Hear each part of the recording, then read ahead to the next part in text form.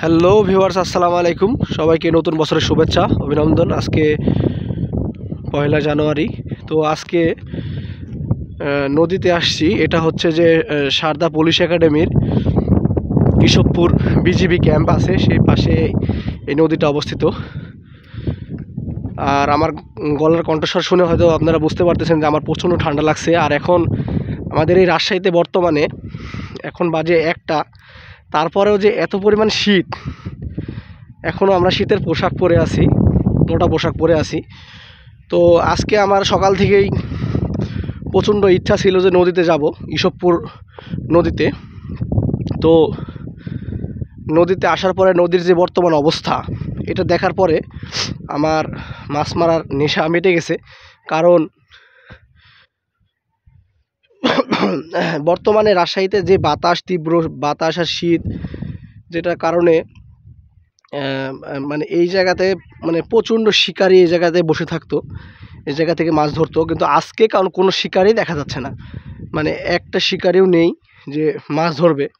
কারণ এইখানে এত পরিমাণ বাতাস, যে বাতাসের কারণে কেউ যদি আধা ঘন্টা বসে থাকে, আমার মনে হয় নিশ্চিত তার নাক বন্ধ হয়ে যাবে সর্দির কারণে। তো আমিও আজকে বসবো না, কারণ এমনিতেই আগে থেকে আমার সর্দি, আমার গলা ভেঙে গেছে, সর্দিতে মাথা ব্যথা করতেছে, যে কারণে আমি চলে যাব একটু পরে। তো জাস্ট আপনাদের কাছে এই লোকেশনটা দেখাইলাম। এটা হলো Sarda police academy, Keshabpur BGB camp পাশে, যে বিজিবি, যে ওখানে বিজিবি যে টাওয়ার, এখান থেকে আপনার ওনারা পাহারা দেয়।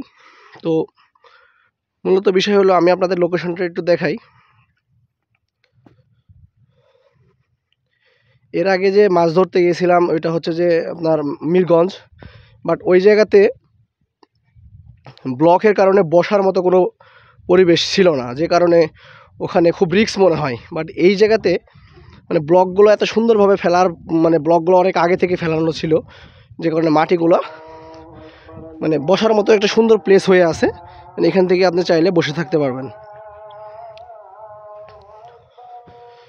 আর এই জায়গাতে গত 2 দিন আগে 8 কেজি ওজনের একটা বোয়াল এখান থেকে ধরা হয়েছে, যেটা আমি ছিলাম হচ্ছে যে ঢাকায় ছিলাম একটা কাজে। আমার কাছে ফোন করছিল আমার এক ছোটো ভাই যে মাছ পাওয়া গেছে, তো ওইটা আমি দেখাতে পারি নাই। মানে এই জায়গাতে 2 দিন পর পরেই শোনা যায় যে খুব বড় বড় মাছ এই জায়গা থেকে মানে শিকারীরা ধরে। আর আরেকটা বিষয়, আপনারা, আমি নিউ একটা ভিডিও আপলোড দিছি, যেটা একটা রিল রডের।